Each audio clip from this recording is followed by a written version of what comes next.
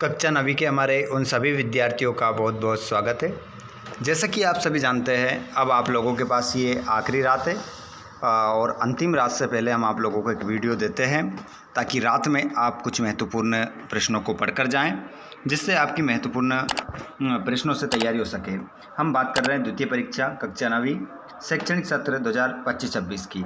कक्षा 9वीं का जो कल गणित का पेपर है आप लोगों का, आप सभी जानते हैं अच्छे से। यहाँ पर मैं आप लोगों को जो बताने वाला हूँ, स्टैंडर्ड गणित और बेसिक गणित दोनों के क्वेश्चन लेने वाला हूँ ताकि हमारे सभी विद्यार्थियों का क्वेश्चन पेपर बन सके और वे अच्छे नंबर से उत्तीर्ण हो सके। और साथ में एक पेपर आपको मिलेगा सुबह के कितने बजे मिलने वाला है? 5 बजे मिलने वाला है। तो उस 5 बजे वाले वीडियो को भी आप देखकर जरूर जाना।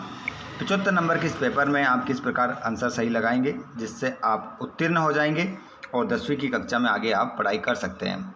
चलिए, तो बिना देर किए हम स्टार्ट करते हैं। हो सको आइए बच्चों, तो बिना देर किए हम स्टार्ट करते हैं क्वेश्चन क्रमांक पहले से। जितने भी विद्यार्थी ऐसे हैं जो चैनल पर पहली बार आए हैं तो चैनल को जरूर सब्सक्राइब करिएगा और घंटी के बटन को ऑल पर कर लेना, जिससे आने वाले वीडियो का नोटिफिकेशन आपको मिल जाएगा। क्वेश्चन देखो, आप सही विकल्प चुनकर लिखिए। अपरिमेय संख्या का दशमलव निरूपण सदैव होता है। तो देखिए यहाँ पर अपरिमेय जो संख्या होती है ना बच्चों, उसका दशमलव निरूपण सदैव जो होता है वो होता है बच्चों अनवसानी और अनावर्ती। तो ऑप्शन नंबर डी आप इसमें लगाएंगे। याद रखिएगा, अपरिमेय संख्या का दशमलव निरूपण सदैव क्या होता है? अनवसानी और अनावर्ती। शून्य बहुपद की घात है। तो देखिए शून्य बहुपद की जो घात होती है बच्चों, परिभाषित नहीं है, परिभाषित नहीं है, आंसर लगाएंगे आप। और बिंदु 0,-1 स्थित है y अक्ष पर। आंसर क्या होगा? y अक्ष पर स्थित है। अगला क्वेश्चन है, यदि 3x - 4 बराबर 5 तो x का मान होगा। तो इस समय जो x का मान निकल कर आएगा बच्चों, निकल कर आएगा 1 3 4 5। तो यहां पर निकल कर आएगा आपका 3 करेक्ट आंसर आपका इसमें होगा। उसके बाद में यहां पर आप देखिएगा, समलग्न चित्र में ए ओ बी एक रेखा है, x का मान है। तो देखिए ए ओ और बी एक रेखा है, तो यहाँ पर x का मान हमें बताना है। x का मान क्या होगा? तो x का मान जो निकल कर आएगा बच्चों, निकल कर आएगा 18 इसमें आपका आंसर होगा। उसके बाद कोण ABC में AB बराबर AC और कोण जो है आपका B बराबर 30 डिग्री है, तब C बराबर है। तो यहाँ पर आपका जो हो जाएगा कोण C बराबर, तो इसमें आपका हो जाएगा 30 डिग्री का। 30 डिग्री का यहाँ पर आपका बनेगा। उसके बाद में इंग्लिश मीडियम वाले बच्चे सेम आंसर लगा लेंगे जो हिंदी मीडियम में आपको बताए हैं। उसके बाद बात करें हम अगले क्वेश्चन की, तो अगला जो क्वेश्चन है आपका वो रहेगा, देखिएगा, रिक्त स्थानों की पूर्ति कीजिए। तो यहाँ पर क्वेश्चन है, -2x की घात 2 में x घात का गुणांक है। तो इसमें आपका जो आंसर होगा वो हो जाएगा -2। इसमें आप -2 आंसर लगाएंगे। एक्स अक्ष और वाई अक्ष निर्देशांक तल को भागों में विभाजित करते हैं। तो यहाँ पर आपका जो आंसर निकल कर आएगा 4 भागों में। इसमें आप 4 आंसर लगाएंगे, 4 भागों में विभाजित करते हैं। उसके बाद एक ऐसा समीकरण जिसका आलेख एक सरल रेखा होता है समीकरण कहलाता है। तो इसमें आपका आंसर होगा, कौन सा समीकरण कहलाता है? तो आंसर होगा रेखिक समीकरण कहलाता है। यदि 2 रेखाएं परस्पर प्रतिच्छेद करती है तो शीर्ष भिमुख कोण होता है। तो यहां पर आपका जो आंसर होगा बिग कोण जो होता है वो होता है बराबर। उसके बाद समकोण त्रिभुज की सबसे बड़ी भुजा को कहते हैं, सभी जानते हैं क्या कहते हैं, साल भर से हमने स्टडी किए, कर्ण से कहते हैं। समांतर चतुर्भुज के दोनों विकीर्ण परस्पर क्या करते हैं? तो यहां पर हो जाएगा समद्विभाजित करते हैं। उसके बाद यहां पर आप देखेंगे ये रहा आपका फिल इन द ब्लैंक्स। उसके बाद में हम बात कर रहे हैं सत्यापत्ति की। बहुपद x की घात 2 + 2x + 3 एक द्विपदी बहुपद है। तो इसमें आपका जो आंसर हो जाएगा वो असत्य लगाएंगे आप। इसमें आप आंसर के लगाएंगे असत्य। पूरा पेपर अच्छे से देख कर जाना है, अच्छे से आंसर लगा कर आना है। प्रत्येक परिमेय संख्या एक पूर्ण संख्या होती है, ये भी असत्य हो जाएगा। उसके बाद आप देखेंगे अगले क्वेश्चन को, y अक्ष के निर्देशांक को भुज कहते हैं, तो इसका आंसर भी आपका क्या होगा, असत्य होगा, नहीं कहते हैं। और समीकरण 1 से प्लस 2y बराबर 3 का एक हल 1,1 है, तो इसका आंसर आपका सत्य हो जाएगा। इसमें आपको क्या लगाना है, सत्य। संपूरक कोणों का योग 90 डिग्री होता है, तो इसका आंसर आपका क्या हो जाएगा, असत्य हो जाएगा। और सर्वांग सम त्रिभुज के संगत भाग बराबर होते हैं, तो इसमें आपका आंसर सत्य हो जाएगा।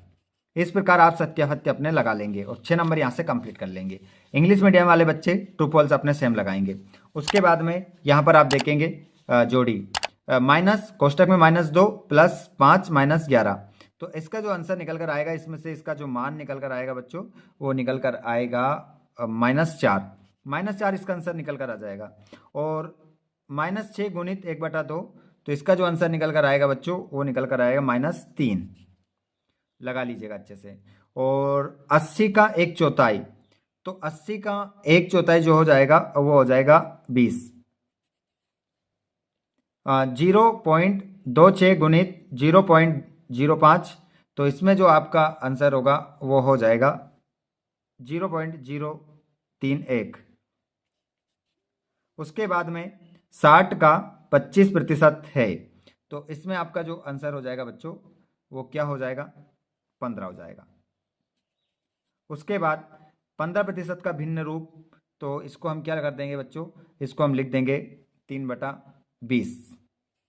इस प्रकार आपकी जोड़ी मिल जाती है। एक शब्द में उत्तर भी हम बताएंगे आपको, अभी बने रहिएगा, पूरा पेपर आपको बताने वाले हैं, लास्ट तक देखिएगा वीडियो को। यहाँ पर इंग्लिश मीडियम वाले बच्चे अपनी जोड़ी सेम मिला लेंगे। उसके बाद यदि हम बात करें तो ये रहेंगे आपके एक शब्द में उत्तर, ध्यानपूर्वक देखिएगा, पूरा पेपर आप अच्छे से छाप के आना है, एक भी क्वेश्चन आपको छोड़ना नहीं है। देखिए एक शब्द एक वाक्य में उत्तर, प्रत्येक रैखिक बहुपद के कितने शून्यक हो सकते हैं, तो इसमें आपका जो आंसर होगा 1।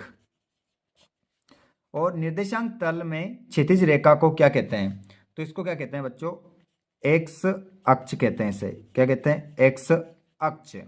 2 चरों वाले एक रैखिक समीकरण का मानक रूप लिखिए, तो इसका आंसर हो जाएगा ax plus B Y plus C बराबर 0। 2 भिन्न बिंदुओं से होकर कितनी सरल रेखाएं खींची जा सकती है, तो इसमें आपका जो आंसर होगा केवल 1, इसमें आप आंसर लगाएंगे अपना। उसके बाद वृत्त की परिभाषा, तो यहाँ पर वृत्त की परिभाषा मैं आप लोगों को बता देता हूँ, देखिएगा, ये देखिएगा वृत्त की परिभाषा, आप देखिएगा यहाँ पर सभी आंसर आपको देखने को मिल जाएंगे। वृत्त की परिभाषा है, वृत्त एक समतल में उन सभी बिंदुओं का समूह होता है जो एक निश्चित बिंदु से एक निश्चित दूरी पर स्थित होते हैं, तो ये आपकी परिभाषा हो जाएगी। स्क्रीनशॉट ले लेना और याद कर लेना। यदि समांतर चतुर्भुज का आधार 8 सेंटीमीटर तथा ऊंचाई 5 सेंटीमीटर है, तो इसका क्षेत्रफल कितना होगा, तो इसका क्षेत्रफल जो होगा वो होगा बच्चों 40 वर्ग सेंटीमीटर, 40 वर्ग सेंटीमीटर, ये आप इसमें आंसर लगाएंगे। इंग्लिश मीडियम वाले बच्चे अपने क्वेश्चन देख लेंगे। उसके बाद यहाँ पर आप देखेंगे इन सभी क्वेश्चनों को अच्छे से आप लगाएंगे, ठीक है। आंसर चाहिए तो आंसर भी आपको मिल जाएंगे। आंसर कहाँ मिलेंगे, आपको मिलेंगे व्हाट्सएप ग्रुप पर और टेलीग्राम ग्रुप पर, जिसकी लिंक हमने डिस्क्रिप्शन में दे रखी है।